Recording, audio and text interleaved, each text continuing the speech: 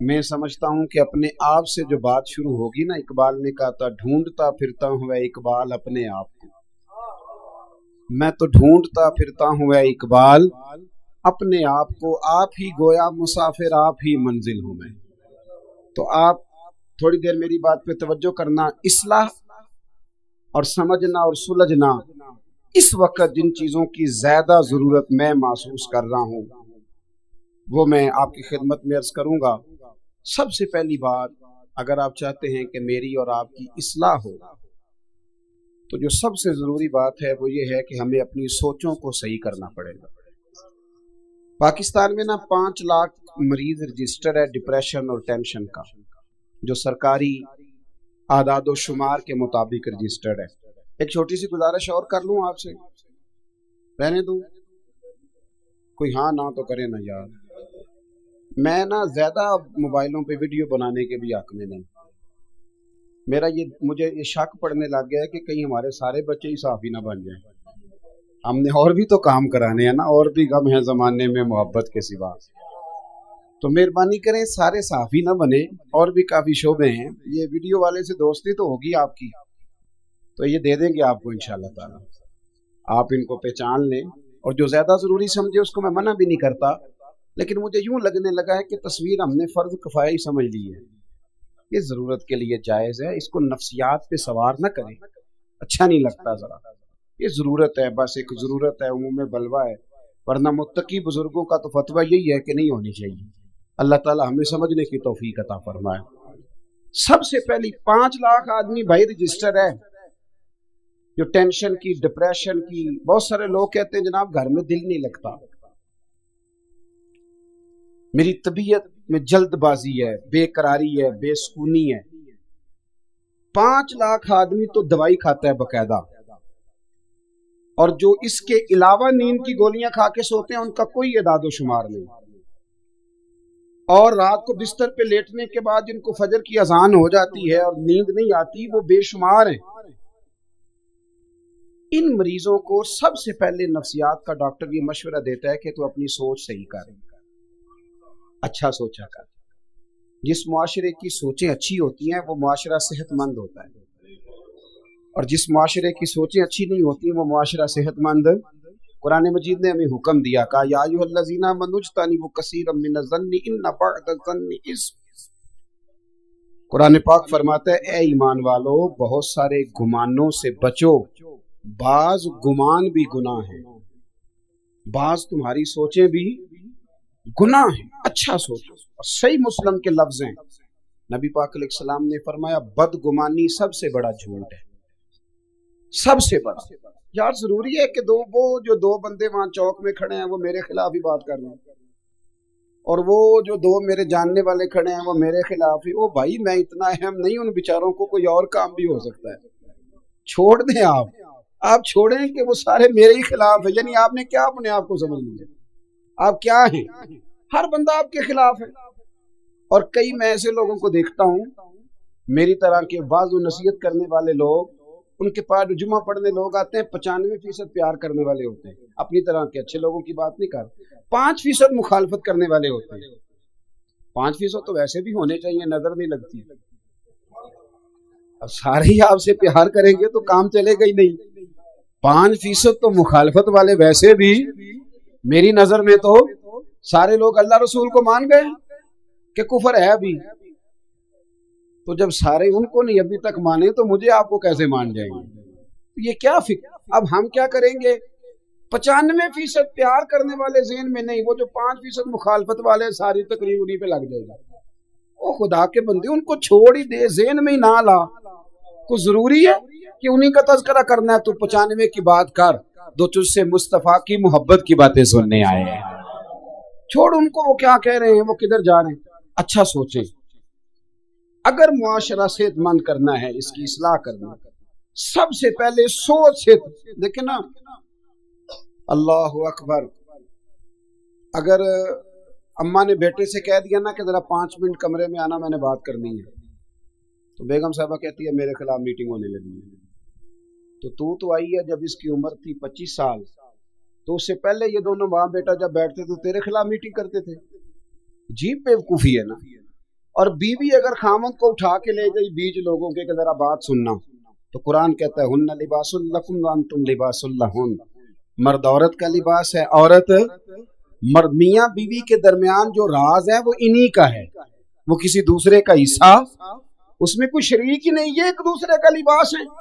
تو اگر بیوی اگر خامن کو کبھی اٹھا کے لے گئی نا تو اماں کہتی ہے باپ میرے خلاف ہی میٹنگ ہونے لگی۔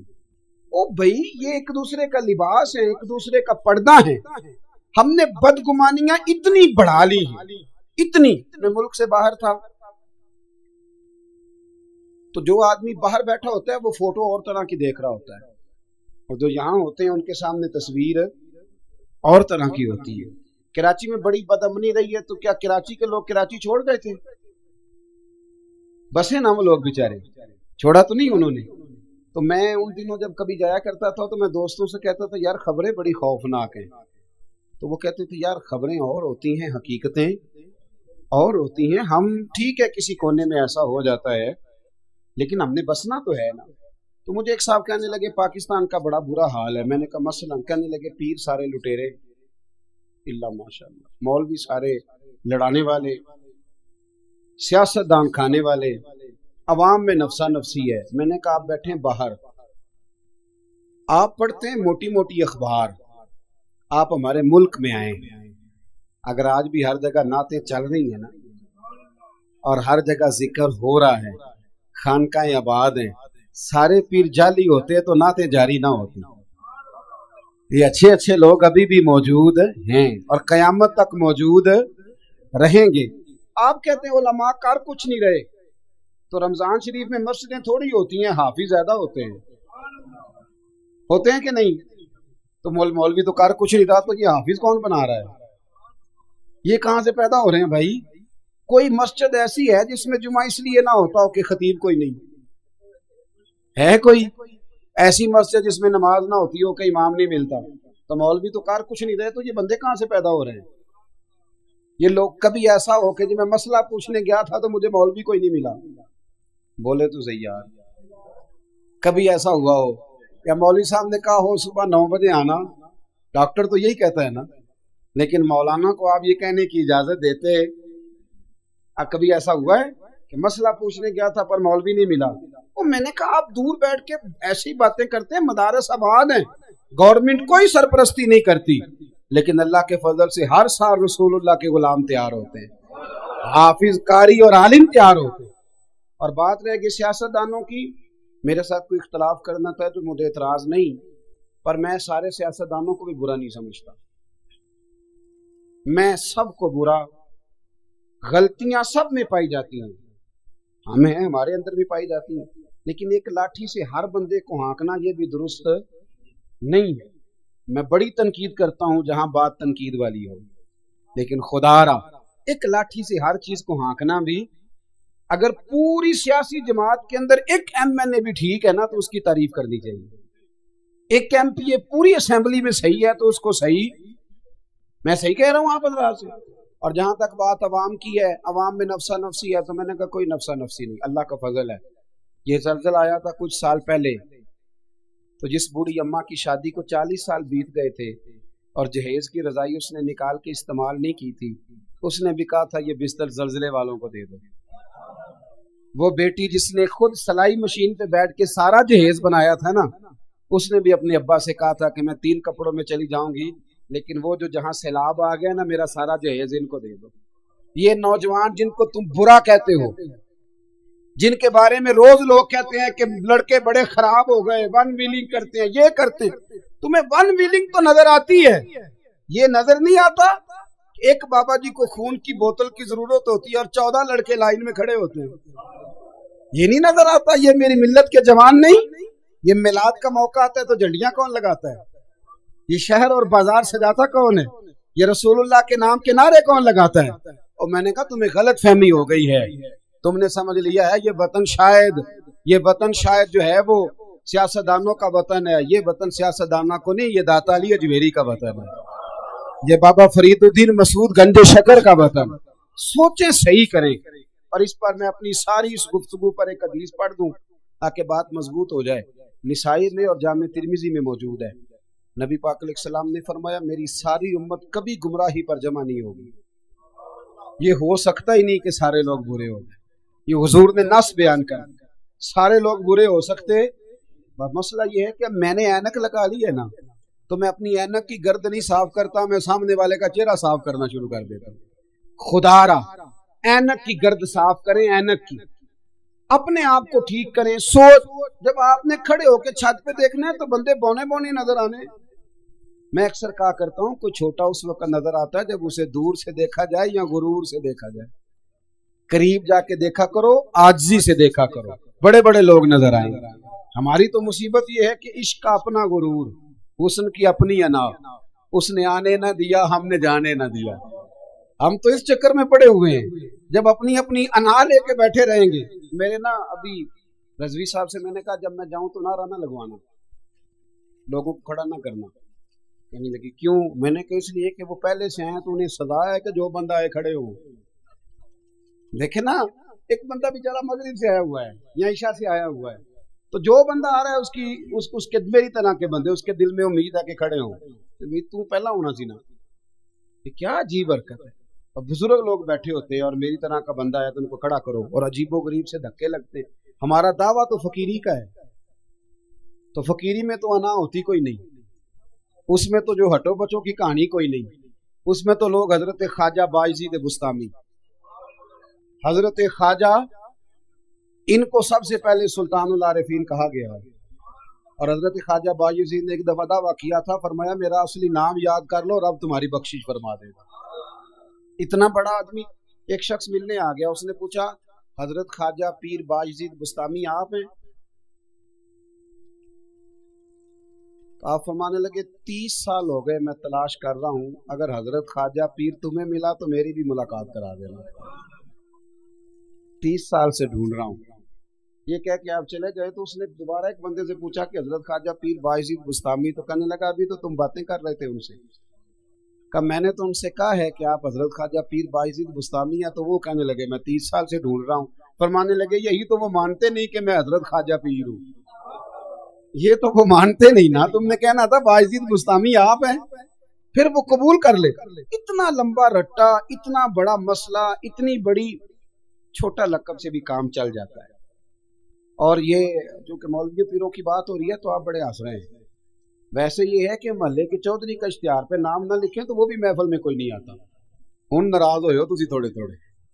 ہاں, اور مسجد کی کمیٹی کے صدر کو اپلیکیشن نہ دیں تو وہ جلسہ بھی نہیں کرنے دیتا. وہ کہتے ہیں صدر میں ہوں, اور آپ نے مجھ سے پوچھا ان چیزوں سے باہر آئیں. صاف ستھری پاکیزہ سوچ, اچھی سوچ آپ کو اچھا رکھے گی, آپ کو جوان رکھے گی. دیکھیں نا میں یہاں تقریر کر رہا ہوں راولہ کوٹ میں, اس وقت میں مظفر آباد میں نہیں کر رہا, پنڈی میں نہیں کر رہا. تو میرا یہ حق بنتا ہے کہ جو بندہ اس وقت صحیح العقیدہ آدمی مظفر آباد میں تقریر کر رہا ہے مجھے اس کی سپورٹ کرنی چاہیے. اس لیے کہ رب نے میری اوقات اتنی بنائی ہے کہ میں ایک وقت میں صرف ایک جگہ بیان کر سکتا ہوں, اور اللہ کی مخلوق بہت زیادہ ہے. لیکن اگر میں اس چکر میں پڑ جاؤں نا کہ کام صرف میں ہی کر رہا ہوں, پھر میں خرابی کروں گا, پھر میں دوسروں کی خدمات کا انکار کروں گا, پھر میں معاشرے کے اندر دقت پیدا کروں گا, پھر گروپنگ ہوگی, پھر تنگ نظری جنم لے گی. آپ اپنی طبیعت کو ٹھنڈا کریں, مزاج کو اچھا, اور یہ ہر جگہ ہو رہا ہے. علماء اور مشائخ کے کیونکہ ہم ہائی لائٹ کر لیتے ہیں نا, آپ ڈاکٹر کے پاس چلے جائیں, ایک کو آپ جا کے دوائی دکھائیں پہلے والے کی تو کہے گا اس کو کیا پتا ہے, کہ چھوڑیں گے تو تباہ کریں گے تو آپ کا معدہ ہی خراب کر دے گی ساری. ہر جگہ فساد ہے. ہم ایک دوسرے کا وجود قبول کرنے کو تیار نہ, ایسا کریں. سوچ صحیح کریں, ستھری کریں, صاف ستھری. میں نے بھی ایک ڈاکٹر صاحب کو, مجھے بھی کوئی تھوڑی تکلیف تھی پچھلے دنوں, ٹیسٹ ویسٹ کرائے تو ایک ڈاکٹر صاحب کے پاس میں گیا تو انہوں نے ریجیکٹ کر دی پچھلے کی ساری دوائی. کہنے لگے اتنی دوائی کھا کے تو بندہ پاگل ہو جاتا ہے.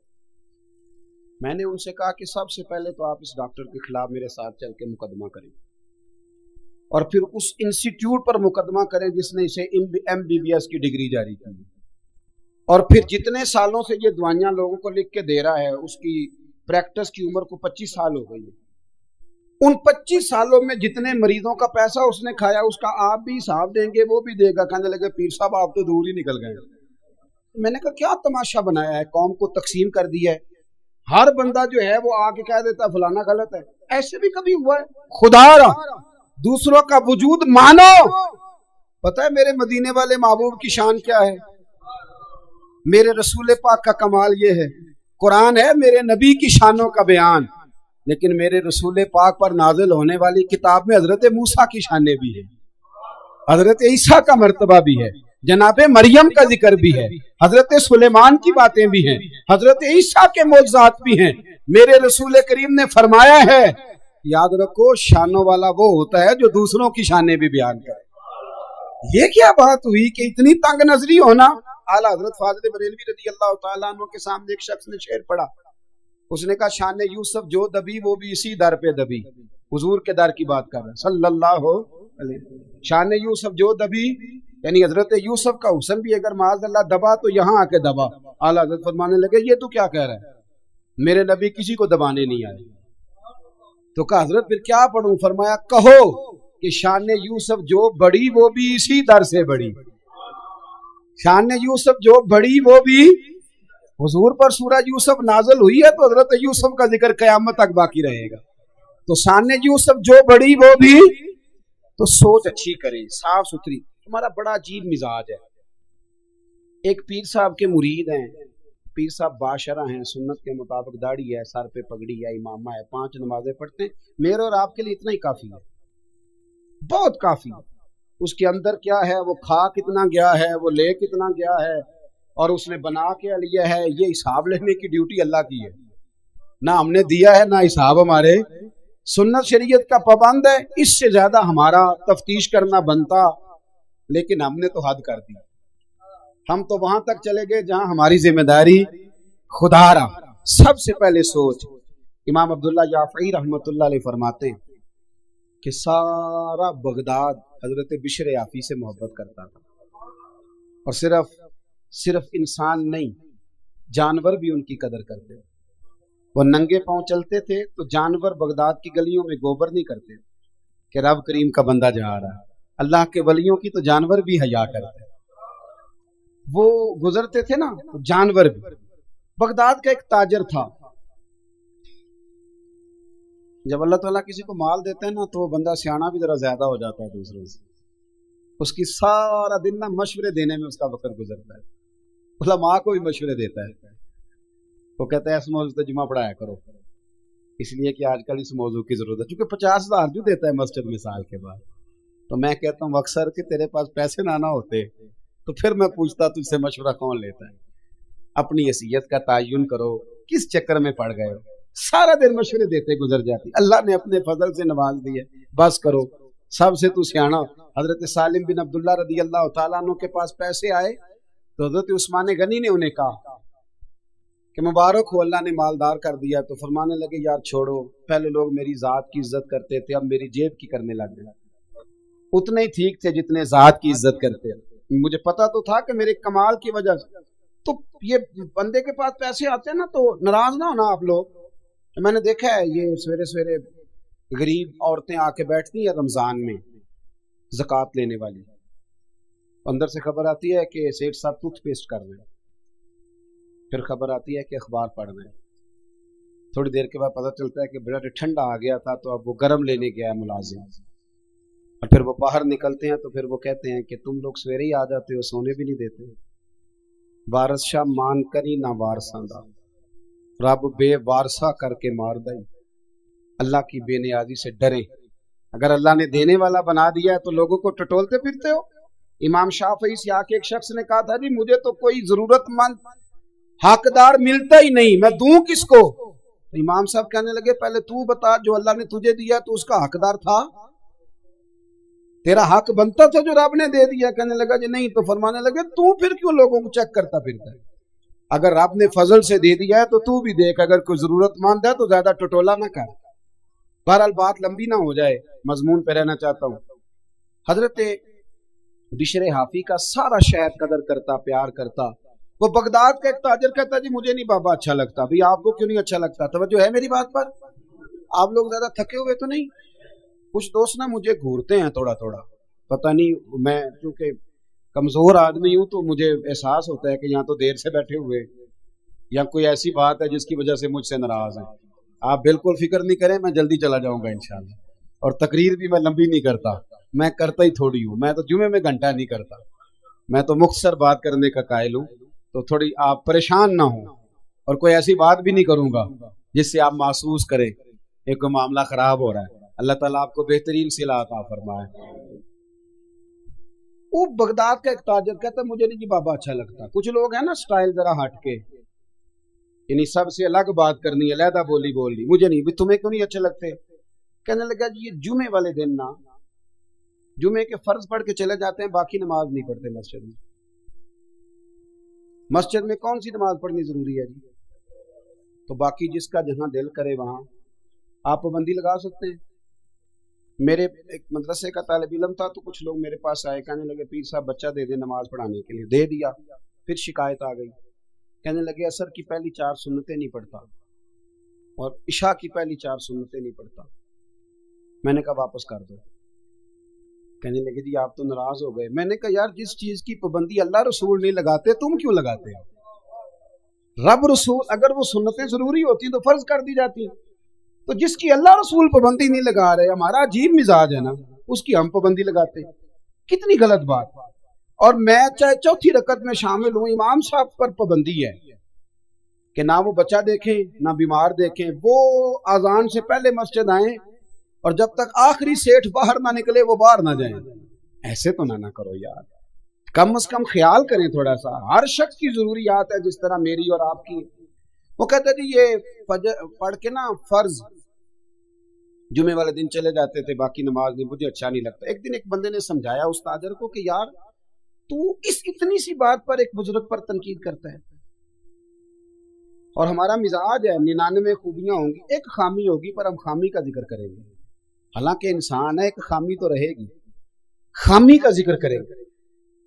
ایک دن جب بڑا سمجھایا تو وہ تاجر کہتا ہے میرے دل میں خیال آیا پتہ تو کروں بابا جاتا کہاں ہے جمعے کے فرض پڑھ کے۔ کہتے ہیں حضرت کے ساتھ میں نے جان بوجھ کے ان کے ساتھ نماز پڑھی، جب وہ فارغ ہوئے تو وہ جلدی سے نکلے، تو میں بھی تھوڑا چھپ چھپ کے پیچھے پیچھے ہوا۔ بغداد کی ایک دکان سے انہوں نے نان خریدے، میں نے پھر بدگمانی کی، میں نے کہا اوہو پیر صاحب کو بھوک نے ستایا تھا، اس لیے سنت بھی چھوڑ دی، نوافل بھی چھوڑ دی۔ پھر وہ آگے گئے تو انہوں نے کباب ہوٹل سے کباب لیے، تو میں نے کہا ان کی عمر دیکھو اور ذائقے دیکھو، پھر بدگمانی کی۔ کہتے ہیں پھر وہ جنگل کی طرف بڑھے، تو میں نے کہا مولانا لوگوں سے مریدوں سے چھپ کے کھائیں گے، لیکن کہتے ہیں تھوڑا سا سفر طے ہوا تو ایک کچا مکان آیا، باہر سے کنڈی لگی ہوئی، حضرت بشر عافی نے خود دروازہ کھولا اور کہتے ہیں میں سوراخ سے دیکھ رہا تھا ایک فالج زدہ بوڑھے بیمار بابا جی لیٹے اور ان کے منہ سے رطوبتیں پانی کی نکل رہی ہیں۔ کہتے حضرت بشر عافی دوڑ کے آگے بڑھے، پہلے ان کو سیدھا لٹایا، پھر ایک پیالہ لیا، مٹکے سے پانی ڈالا اور پھر اپنا امامہ کھولا اور پانی میں بھگو کے تو بابا جی کا منہ صاف کیا، اور پھر پہلا لقمہ بابا جی کے منہ میں ڈال کے کہنے لگے معاف کرنا ذرا مجھے جمعے والے دن دیر ہو جاتی ہے، ابھی تو میں نے سنتیں بھی پڑھنی ہیں، ابھی تو نوافل پر ادا کرنے ہیں، جمعہ تھا تو ذرا دیر ہو گئی ورنہ روز وقت پہ آتا ہوں۔ وہ شخص کہتا ہے میرے وجود کے رونگٹے کھڑے ہو گئے، میں کیا سوچتا تھا اور بن کیا گیا۔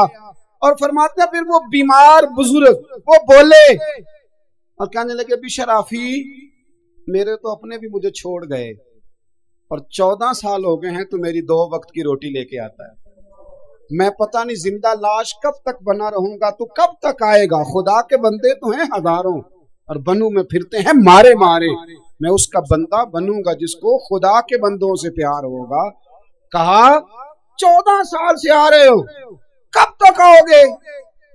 جناب بشر عافی نے اپنے ہاتھوں سے بابا جی کے آنسو پوچھے اور پھر فرمانے لگے آج کے بعد یہ لفظ نہ ادا کرنا، یہ جو سارا شہر میری عزت کرتا ہے اور جانور بھی قدر کرتے ہیں تو یہ میرے چلے اور وظیفوں کی وجہ سے نہیں ہے، میں آپ جیسے لوگوں کی خدمت کرتا رہتا ہوں تو رب نے مخلوق کے دلوں میں میری محبت پیدا فرما دی، محبت پیدا کر دی۔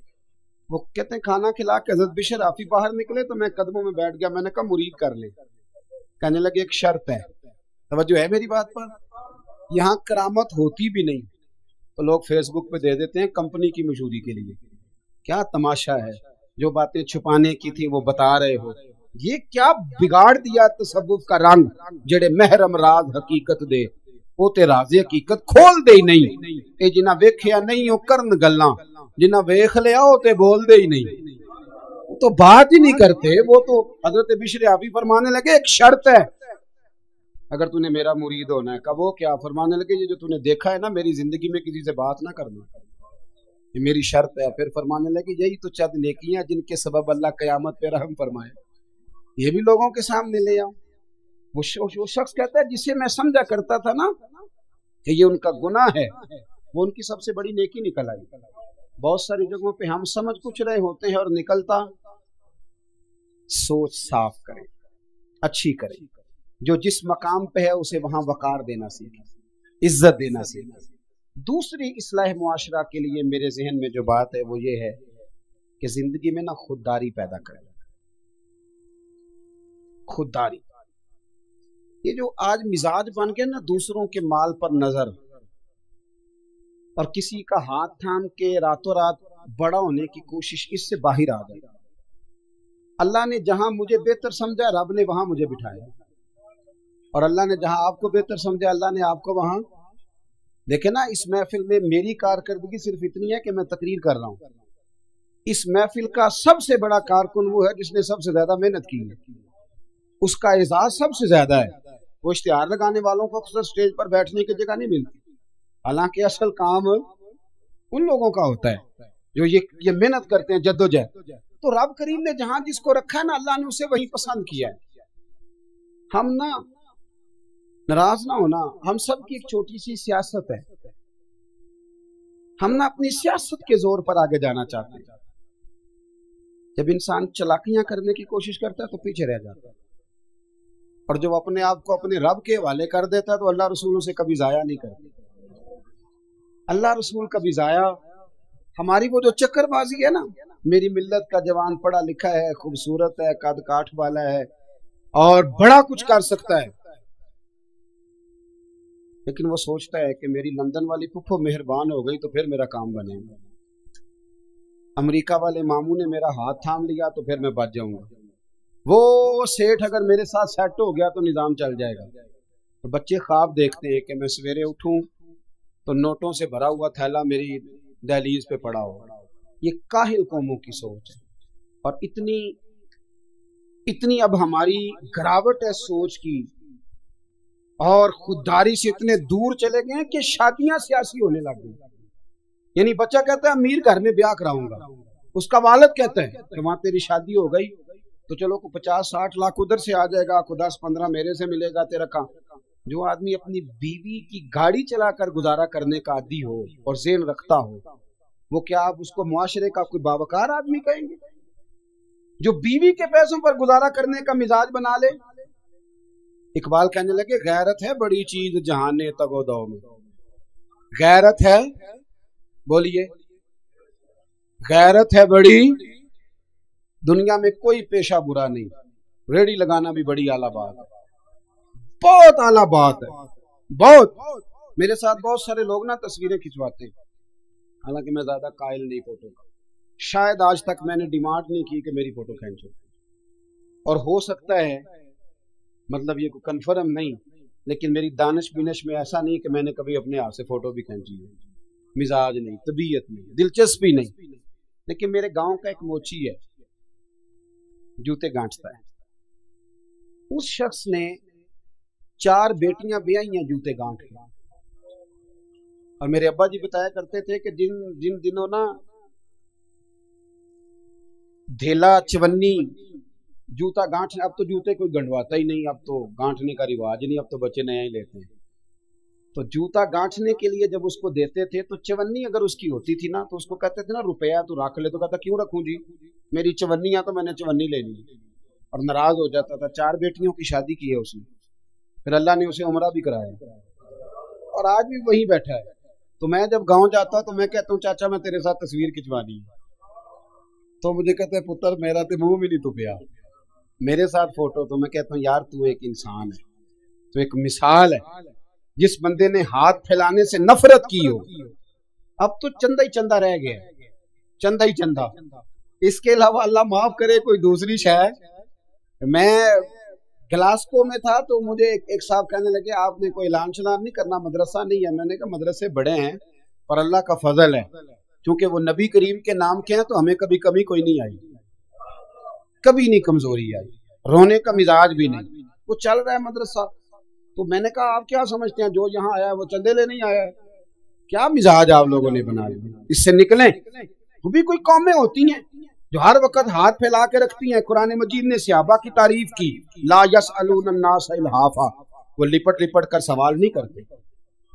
یہ اصحاب صفا کی بات کی قرآن پاک نے، لپٹ لپٹ کر سوال، خبردار تھوڑے پہ گزارا کرنا سیکھو، عزت کی زندگی جیو گے۔ اور نوجوان بالخصوص یاد رکھیں، اگر وقار سے جینا ہے، سر اٹھا کے جینا ہے اور مطمئن زندگی گزارنی ہے تو پھر اس بات پہ راضی ہو جاؤ جو اللہ نے ہمیں عطا کیا۔ پھر تیرا 5 مرلے کا مکان، اگر تو نے فراڈ کا مکان خریدا ہے نا 6 کنال کا، تو اس سے تیرا 5 مرلے کا وقار والا گھر بڑا شاندار۔ عزت کے ساتھ اگر جینا چاہتے ہو، حاتم تائی سے کسی نے کہا تھا کبھی تو نے اپنے سے بڑا سخی بھی دیکھا ہے؟ حاتم تائی کا نام ہے نا آج تک سخاوت میں، اپنے سے بڑا سخی بھی دیکھا ہے؟ اس نے کہا دیکھا ہے۔ کون سا؟ کہنے لگا میں نے ایک دفعہ اپنے سارے شہر کی دعوت پکائی تو میں چہرے پہ نقاب اوڑھ کے نکلا کہ پتہ کروں کوئی آدمی رہ تو نہیں گیا۔ تو جب میں جنگل میں گیا تو میں نے ایک بابے کو لکڑیاں کاٹتے دیکھا۔ سب لوگ اس زمانے کے جتنے پڑھے لکھے شعراء ادیب سب میں نے بلائے، بابا لکڑیاں کاٹ رہا تھا۔ توجہ ہے میری بات پر؟ کہتے میں اس کے قریب گیا، چہرے پہ نقاب تھا، میں نے کہا بابا جی آپ کو نہیں پتا آج حاتم تائی کی دعوت ہے؟ کہنے لگا بیٹے پتہ ہے۔ تو میں نے کہا جانا نہیں؟ کہتے بابے نے عجیب جواب دیا، کہنے لگا مجھے نا اپنے ہاتھوں کی کمائی کا چسکا لگ گیا۔ کس کا چسکا؟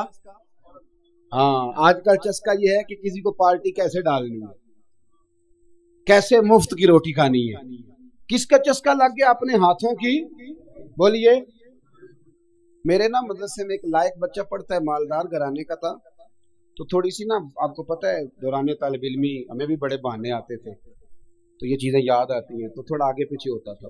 مدرسے میں کام ہو رہا تھا تو میں اس کو کھڑکی میں لے کے کھڑا ہو گیا، میں نے کہا بیٹے ایک چیز تجھے دکھانی ہے، جب تیرے سامنے بھنا ہوا گوشت رکھا جاتا تو نخرے کرتا ہے، ادھر بھی آ ایک نظارہ دیکھ۔ مزدور نا سویرے 2 روٹیوں کے بیچ اچار رکھ کے لاتا ہے، اور جب وہ دوپہر کو کھانے لگتا ہے نا میرے بھائی تو وہ اچار اس کی روٹیوں کو بھی لگ جاتا ہے اور پونے کو بھی لگ جاتا ہے۔ لیکن جب دوپہر کا وقت ہوتا ہے تو مٹی سے لتھڑے ہوئے ہاتھ پہلے وہ جا کے ٹوٹی پہ دھوتا ہے، پھر وہ کیا کرتا ہے کہ وہ پانی کا پیالہ خود بھر کے رکھتا ہے۔ توجہ میری بات پہ رکھیں۔ پھر وہ زمین پہ بیٹھتا ہے اور جب وہ پونا کھولتا ہے نا، کبھی اسے کھاتے ہوئے دیکھو، یوں محسوس ہوتا ہے کہ دنیا کی ساری نعمتیں اس کے سامنے پڑی ہوئی ہیں، اور ٹیبل پر بیٹھ کر 22,000 کی روٹی کھانے والے اتنا شکر ادا نہیں کرتے جتنا وہ بندہ شکریہ ادا کرتا ہے۔ یا اللہ تیرا شکر ہے، یا اللہ تیرا شکر ہے۔ اور ان کو لفظ نہیں سیدھے پڑھنے آتے، ویسے بھی لفظ تاثیر سے بنتے ہیں تلفظ سے نہیں۔ اہل دل آج بھی ہیں اہل زبان سے آگے، صحیح تلفظ نہیں ادا کرنا آتا، لیکن جب وہ ہاتھ باندھ کے کہتے ہیں نا یا اللہ تیرا شکر ہے تو یوں محسوس ہوتا ہے کہ روٹی تو اس بندے نے کھائی ہے، کھانا تو، ورنہ شادی کے موقع پر اتنا کھایا نہیں جاتا جتنا تباہ کیا جاتا ہے، کیونکہ مفت کا ہوتا ہے نا، مفت کا۔ تو یاد رکھیں محنت کی کمائی ایک حسن ہے، ایک وقار ہے۔ وہ جو بندہ 50 لاکھ روپیہ مہینے کا یا سال کا کماتا ہے وہ تو دیکھتا بھی نہیں بیچارہ پیسوں کو، وہ بینک میں آئے اور بینک سے ہی ساری زندگی اپنی دولت دیکھ سکتا، لیکن جو 600 روپیہ دیہاڑی لیتا ہے نا، اس کو جب شام کو ملتی ہے تو 3 دفعہ ہاتھ صاف کرتا ہے اور 3 دفعہ بسم اللہ شریف پڑھتا ہے، اور پھر وہ جیب میں ڈالتا ہے، پھر وہ حساب کرتا ہے کہ 50 کہاں لگانے ہیں، 60 کہاں۔ تو خودداری سے جیو، باوقار رہو گے، باعزت رہو گے۔ حاتم تائی کہتے ہیں مجھے کہنے لگا کہ مجھے ہاتھوں کی کمائی کا چسکا لگ گیا ہے، اب مفت کے دسترخوان پر مجھے مزہ نہیں آتا۔ تو کہتے میں تو بس اس کا فدائی ہو گیا۔ جب میں واپس آنے لگا تو اس نے مجھے آواز دی، میں واپس پلٹا تو کہنے لگا بیٹا آپ بھی دعوت پہ جا رہے ہیں؟ میں نے کہا ہاں۔ تو اس نے مجھے 5 دینار نکال کے دیے، کہنے لگا یہ لے جاؤ، حاتم تائی کو نہ دینا، وہاں جو آدمی لنگر پکا رہا نا اسے دے دینا، यार बड़े बड़े लोगों ने रोटी खानी है, चलो मेरा भी हिस्सा पड़ जाएगा। तो आतम ताई कहते हैं मैं घोड़े से गिर गया, चेहरे से कपड़ा उठाया और मैंने कहा बाबा मेरे सीने से लग, मैं तो अमीर हो के सखी हूं ना, तो गरीब हो के बड़ा सखी है। आज समझ आई है तेरी सखावत की। पढ़िए ना हदीस पाक। हजरत अनस बिन मालिक कहते हैं एक शख्स ने आके कहा या रसूलल्लाह कुछ दीजिए, हुजूर मुझे कुछ बोलिए। और मेरे महबूब का दरवाजा वो है कि जहां से कभी कोई खाली गया ही नहीं, हुजूर कुछ दीजिए। तो नबी करीम अलैहिस्सलाम ने आज अलग बात कर दी, फरमाया तेरे पास कुछ भी नहीं। उसने कहा हुजूर मेरे घर में एक प्याला है और एक कंबल है ओढ़ने का। इतना गरीब को बंदा इस वक्त बैठे महफिल में जिसके घर में एक ही प्याला हो। जो चुप है उनके बारे में क्या नजरिया इख्तियार करो। कोई ऐसा गरीब जिसके घर में एक ही प्याला हो, सिर्फ एक ही कंबल हो, लेकिन यहाँ बैठे मेरे समेत हर तीसरे बंदे को आप पूछ लें कि हालात क्या हैं तो कहेगा दुआ करो। बड़ी मुश्किल है। इतना गरीब कोई बंदा मौजूद है, लेकिन आप किसी को पूछ लें वो कहेगा जी बस दुआ करें। कोई ऐसा पीर मिल जाए जो मुझे अल्लाह दीन का चिराग दे दे ताकि नोट किसी तरीके आ जाए। और वो नाथ हाँ जो कहता है कि कौन देता है देने को मुंह चाहिए, देने वाला है सच्चा, वो भी कहता है पहले 25,000 दो। कोई तू स्टेज पे तो कह रहा था हुजूर देते हैं, और यहाँ तब तक तेरे अकाउंट में ना जाए तेरा काम ही नहीं चलता। अजीब तमाशा है ना। एक साहब ने बड़ी दूर से मुझे फोन किया, कहने लगे टाइम दे दे। मैंने कहा जी मैं आ जाऊंगा, फारिग होता हूँ तो आ जाया करता हूँ, तो मसला नहीं है, हम इतने बड़े लोग ही नहीं, आ जाएंगे। कहने लगा जी आप बताएं, मतलब अकाउंट नंबर दे दें। मैंने कहा यार आपने गलत जगह फोन कर लिया, मैंने तो बताया कि वो तो बड़े लोग होते हैं, तो हमें पता है अपनी हैसियत का, इंशाल्लाह हाजिर हो जाएंगे, आपसे बात होगी। कहने लगे नहीं आपको तो कुछ बताना ही पड़ेगा, कुछ बताएं कुछ बताएं। मैंने कहा कुछ भी नहीं, मैं इंशाल्लाह हाजिर होऊंगा। अल्लाह ने मुझे तौफीक दी है, मैं शाम को बड़ी जबरदस्त खाना अपने बच्चों में अच्छा बैठ के खाता हूँ। एक गाड़ी है जिस पे सफर करता हूँ, अगरचे मकान मेरा 2 कमरों का है, पर कभी अल्लाह ताला ने मेरे दिल में ये तमन्ना पैदा नहीं की कि कोई बहुत बड़ा हो तो गुजारा सही है। मैं बड़ी इत्मीनान बख्श जिंदगी गुजारता हूँ, तो मैं आ जाऊंगा। कहने लगे नहीं तुम्हारी मेहरबानी कुछ दसो। मैं कहा 3 करोड़ रुपया दे चाहे। कितना जी? अल्लाह जानता है, हंसाने के लिए बात नहीं कर रहा, और मस्जिद में ऊंचा हंसे भी ना। कितने दें? जी ये तो आपने क्या कह दिया। मैंने कहा यार अगर मैंने अपने लफ्ज ही बेचने हैं तो अब मैं 25-40 हजार में बिक जाऊंगा। तो मैं तो समझता हूं कि नबी पाक का फरमान बड़ा कीमती है, तो रेट लगाऊं तो मेरी हैसियत ये हो कि 40,000 रुपया। अगर मैंने बिकना ही है तो कोई रेट तो लूं ना। और वैसे भी मैं तो समझता हूं कि मैं बड़ा अनमोल हूं, इसलिए कि मैं रसूलुल्लाह के दीन का नौकर हूं। और ये गलती उनकी नहीं जो बेचते हैं, गलती उनकी है जो खरीदते हैं। आप लोगों ने मार्केटें बनाई हैं, आप मार्केटें ना बनाते तो कभी मार्केटों में इस तरह की चीजें बिकने कि हमने जुल्म किया है, हमने ज्यादती की, हमने ये माहौल बनाया। बहरहाल बात दूर ना निकल जाए, वापस आता हूं। नबी करीम सल्लल्लाहु अलैहि वसल्लम ने फरमाया तेरे पास कुछ नहीं, एक कंबल है और एक, हुजूर ने फरमाया लेके आ। ये सरकार का फरमान सियासता से अर्ज कर रहा हूं। अगरचे इमाम जलालुद्दीन सुयूती ने तफसीर दुर्र मंसूर में तफसील के साथ इस रवायत को कई तुर्क से बयान कहा। एक कंबल, यारो सोचो, एक कंबल जिस बंदे के पास हो, एक प्याला, उससे भी कोई गरीब होगा। हुजूर ने मंगा लिया और बोली लगा दी, कौन खरीदेगा? एक शख्स ने कहा 1 दिनार, एक ने कहा 2। हुजूर ने 2 दिनार में बेच दिया। वो बोला नहीं कि हुजूर 2 ही तो चीजें थी, वो भी बेच दी आपने। अल्लाह के रसूल ने फरमाया 1 दिनार का खाना ले जा और 1 दिनार का कुल्हाड़ा खरीद के ला। वो लाए। हजरत अनस कहते हैं बंदा बड़े नसीबों वाला था। वो जब कुल्हाड़ा खरीद के लाया तो उसमें दस्ता मेरे नबी ने दस्ते मुबारक से लगाया, हुजूर ने दस्ता लगाया और फरमाया ये ले जंगल में जा। मुसलमानों ये मेरे रसूलुल्लाह की तालीम है। नौजवानों गौर करो, अगर मुआशरे को संवारना है तो इस चीज पर मेहनत करो। फरमाया ये कुल्हाड़ा पकड़, रस्सी पकड़, जंगल में जा, लकड़ियां काट के ला, खा भी और खिला भी, पहन भी और पहना भी, जा। हुजूर ने फरमाया 15 दिन मुझे नजर ना आना, जा काम कर, जाकर मेहनत करना है, इस्लाम का शेवा है। आज पूरी दुनिया में हमारा कशकोल मशहूर है, धोखा मारूफ है। लोग कहते हैं कि इन्होंने ایسے ایسے ہم نے طریقے غیروں سے پیسے نکالنے کے اختیار کیے، ایسے ایسے طریقے کہ کبھی سنے تو شرم سے سر جھک جاتا ہے۔ یہ معیار ہوتا ہے اعلیٰ قوموں کا کہ وہ چندوں پہ زندگی گزاریں، وہ مانگ کر کے کھائیں، یہ معیار ہوتا ہے۔ کسی کونے پہ بریک لگتی ہے تو آپ دیکھیں مانگنے والے کتنے زور و شور سے آتے ہیں۔ خدا را محنت کی عادت۔ وہ صحابی چلے گئے، 15 دن کے بعد آئے، یہ لفظ امام سیوطی نے لکھے، 15 دنوں کے بعد آئے تو حضور نے فرمایا تیرا حال کیا ہے؟ حضرت انس کہتے ہیں مجھے بھی تجسس تاکہ پتہ تو چلے، تو وہ مسکرائے، عرض کرنے لگے یا رسول اللہ پہلے ایک پیالہ تھا اب سارے گھر کے برتن بن گئے۔ یا رسول اللہ برکت آپ کی ہے، پہلے ایک کمبل تھا اب سارے گھر کے بستر بن گئے۔ اور امام سیوطی کہتے ہیں انہوں نے جیب میں ہاتھ ڈالا تو 10 دینار نکالے، عرض کی حضور رکھ لے، میں صحابہ صفا کے لنگر میں حصہ ڈالنے آیا ہوں، یہ قبول کر لے مجھ سے، مہربانی فرمائیں، مہربانی، خودداری سے جیے اور تھوڑے پہ گزارا کریں۔ آپ کا جو کچا مکان ہے نا، کچا، اس پہ لینٹر نہیں ہے، کچی چھت ہے، لیکن اس گھر میں بیٹھنے والی ماں آپ سے راضی ہے، باپ آپ سے راضی ہے، تو یہ وہ والا گھر ہے جس میں اللہ کی رضا موجود ہے۔ خدا را اس کٹیا گھر کو اینٹوں سے بستے ہیں، رزق حرام جس گھر میں آتا ہے وہ گھر کبھی نہیں پرورش پا سکتا، وہاں فساد ہوتا ہے، دنگا ہوتا ہے۔ ایک صاحب مجھے کہنے لگے جی میں نے بڑے پیروں کو دکھایا ہے گھر کے ایک کونے سے نہ چیخنے کی آواز آتی، تو آپ بھی کو دم کر دیں، تو میں نے کہا میں تو دم درود کرتا ہی نہیں، تو بہرحال کہنے لگے جی بڑوں کو دکھایا ہے، تو میں نے کہا یار ناراض نہ ہونا، آپ میرے دوست ہیں، میں نے ویسے ایک جگہ پہ یہ سنا ہے اور پڑھا ہے کہ اگر کسی کونے میں کسی یتیم اور بیوہ کے پیسے لگ جائیں تو وہاں سے چیخنے کی آوازیں بند نہیں ہوتی۔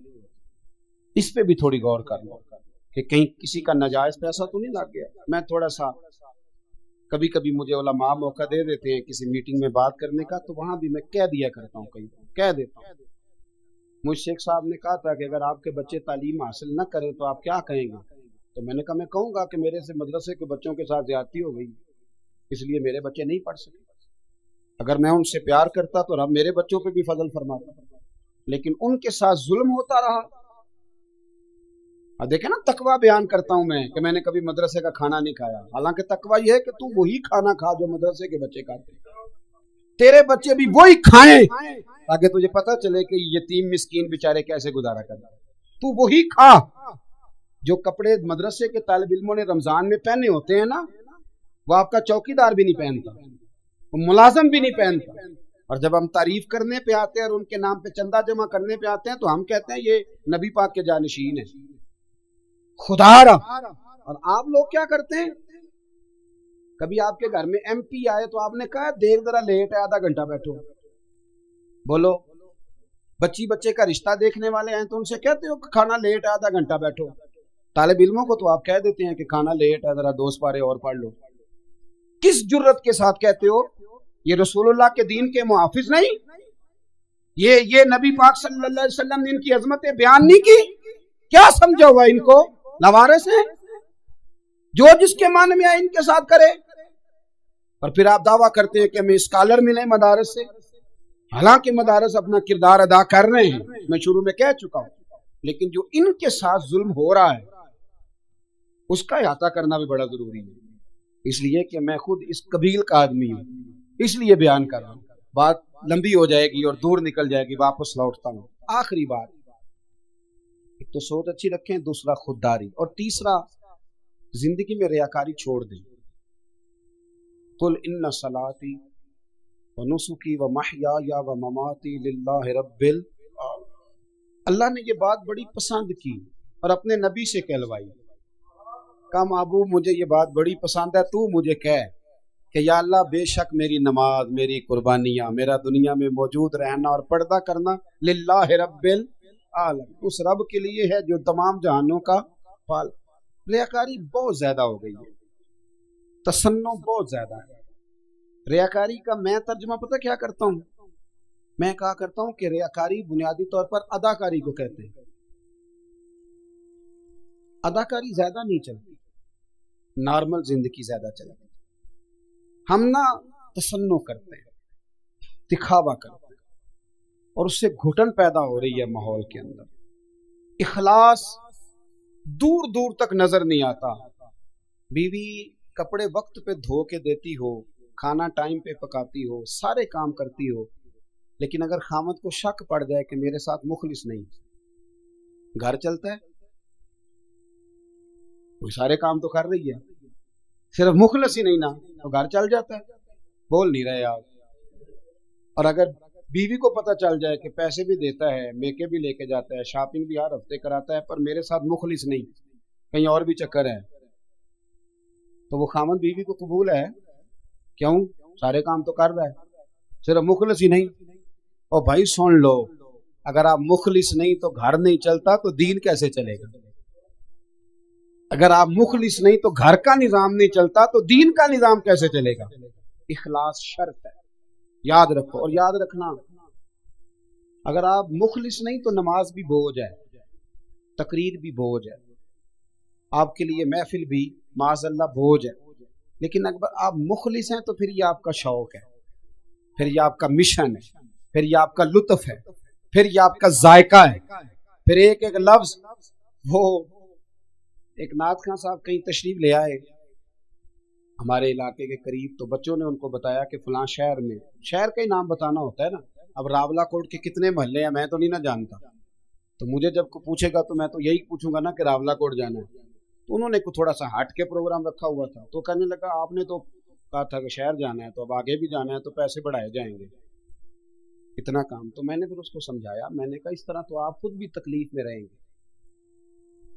अगर आप गाड़ी के मीटर पे नजर करेंगे तो फिर तो आपकी जिंदगी मुसीबत बन जाएगी, फिर आपको ना कुछ फायदा नहीं देगा। अगर आप ये ज़ौक़ बना लेना कि अल्लाह की रिजा के लिए जा रहा हूं, तो फिर जितने कदम ज्यादा चलेंगे आपका ख्याल होगा कि ये सारी जमीन क़यामत में मेरे ईमानदार होने की गवाही देगी। फिर ज्यादा कदमों से आपको बरकत हासिल होगी, आपको ज़ौक़ नसीब होगा, आप में तवानाई आएगी, इखलास पैदा कर लेंगे तो जीने का मजा आएगा। हमारे यहाँ जो आदमी 5,000 रुपया रमजान के महीने में दे रहा है ना मस्जिद में, वो भी नोट खोल के लाता है, और अल्लामा साहब अगर 3 दफा उसका नाम ना ले तो नाराज हो जाता है। मस्जिद की टाइलों तक पे लोग अपना नाम लिखवा लेते हैं कि मैंने लगवाई है तो एक टाइल पे मेरा नाम भी होना चाहिए। फरिश्ते भूल जाते हैं किसने लगवाई है, माज़अल्लाह। क्या आप क्या बात करते हैं? थोड़ा सा इससे पीछे हटे, थोड़ा सा इखलास, हुस्न, दीन को जरूरत है मुखलिस लोगों। मेरी तरह के कई लोग दीन का नाम लेके सिर्फ अपना कद ऊंचा करते हैं। इखलास शर्त है, मुखलिस हो जाए, माँ बाप के साथ भी, बहन भाई के साथ भी। इमाम गजाली से किसी ने कहा था मेरा लोगों के साथ ताल्लुक कमजोर होता जाता है, तो आप फरमाने लगे तूने बंदों के साथ डायरेक्ट राब्ता रखा हुआ है ना, मेरी तरफ देखे जी, बड़ी मेहरबानी, तूने बंदों के साथ राब्ता रखा हुआ है ना। फरमाया जब भी किसी बंदे के साथ ताल्लुक बनाना तो बीच में रब की रजा शामिल करना, डायरेक्ट राब्ता न रख, बीच में अल्लाह को ले आ, फिर तेरी तवज्जो उधर नहीं होगी, फिर तेरी तवज्जो रब करीम की तरफ होगी। मुखलिस हो जाए, मुखलिस। बात समेटता हूं, साहिब फतूह शाम ने लिखा है, हजरत साद बिन अबी वकास रदी अल्लाह ताला अन्हु फरमाते हैं कि जब मैं कादसिया के इलाकों में जंग लड़ रहा था तो एक ऐसी रियासत के सामने भी हम आए, इसके बारे में हमें बताया गया कि यहाँ का बादशाह बड़े कीमती हीरों वाला ताज पहनता है। आपको पता है ना हमारे हुक्मरानों की घड़ियां कितनी मशहूर हैं, औजारों कितनी मशहूर हैं, किस किस चीज का जिक्र किया जाए, तो वो बड़े कीमती हीरों वाला ताज पहनता था। हज़रत साद बिन अबी वक़ास रज़ी अल्लाह ताला अन्हु ने शाम हो गई लड़ाई करते तो फौजियों की ड्यूटी लगाई कि उसके ताज का ख्याल रखना, माले गनीमत में मुसलमानों को फायदा देगा। लेकिन वो रेतला इलाका था, रात को लड़ाई हुई, वो ताज कहीं रेत में गुम हो गया, मिला नहीं। कुछ देर से सहाबा ने टटोला, न मिला, तो आपने फरमाया छोड़ो यार, इतना भी कीमती नहीं, अल्लाह ने फतह दे दी, ये सबसे बड़ी बात है, चलो अपने खेमों में आराम करते। हजरत साद बिन अबी वक़ास सिपा सालार थे, फरमाते मैं अपने खेमे में आके लेटा तो बाहर से ना एक फौजी ने आवाज दी कि अमीर अगर आप जाग रहे हैं तो हाजिर हो जाऊं।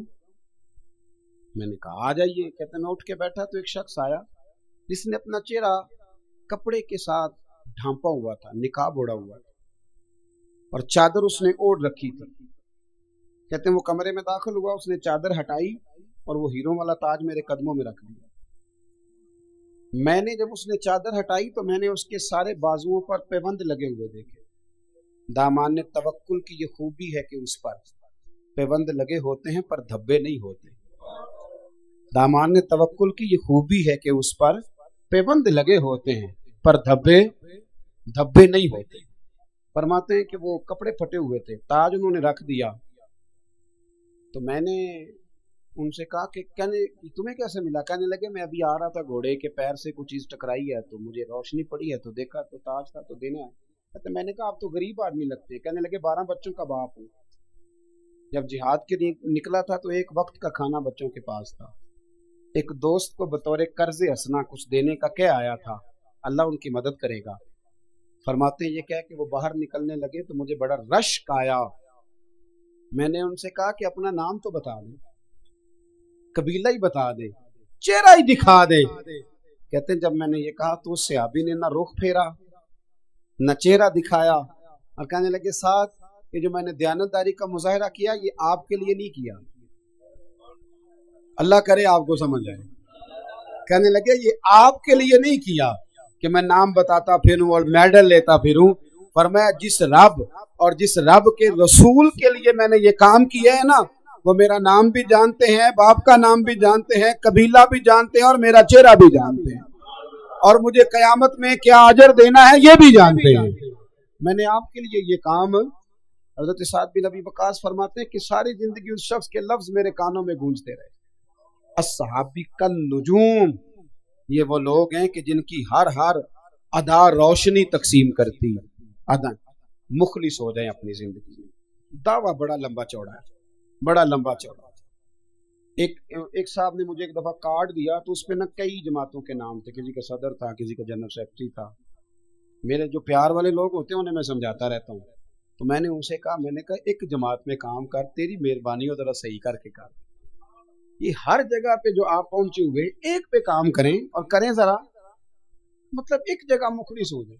कई दोस्त आते हैं कहते हैं पीर साहब फलानी जगह मुरीद हूँ, आप भी तालिब कर लें। तो मैं उन्हें कहता हूँ जितने बुजुर्ग हैं ना इस वक्त पाबंदे शरा हूँ सारे हमारे अपने, अल्हम्दुलिल्लाह हम इन चक्रों में नहीं पड़ते। तो आप एक घर की खिदमत कर लें, अल्लाह मेहरबानी फरमाएगा।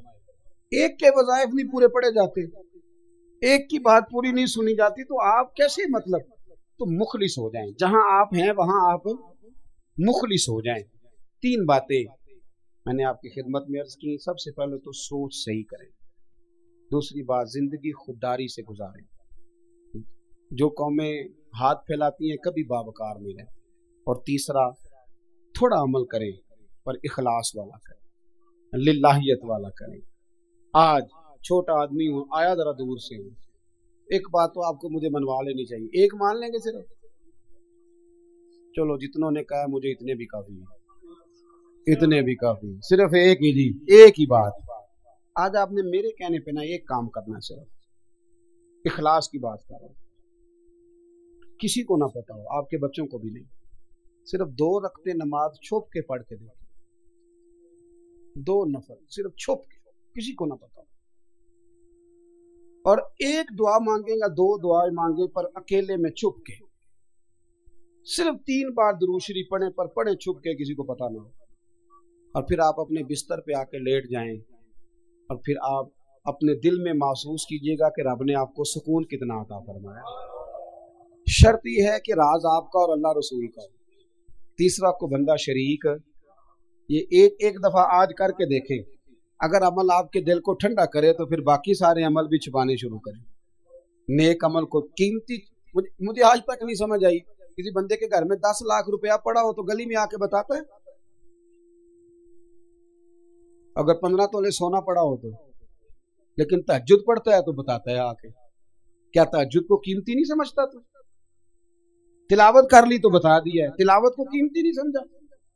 भाई अगर सोना कीमती है, पैसे कीमती हैं, तो तहज्जुद की नमाज भी तो बड़ी कीमती है, उसको भी तो छुपाना चाहिए था, लेकिन उसका इजहार कर दिया। जो 5000 मस्जिद में दिया है वो सारे जमाने को बता दिया कि नेकियां बड़ी कीमती हैं, किसी की नजर पड़ जाए तो कई दफा मसला बन जाता है, लिहाजा इनको छुपाएं। अल्लाह की बारगाह में दुआ करता हूँ जो मैं कह सका अल्लाह कबूल फरमाए। दौरान गुफ्तगू जहाँ भूल गए रब करीम हमसे दरगुजर फरमाए। आखिर दावा।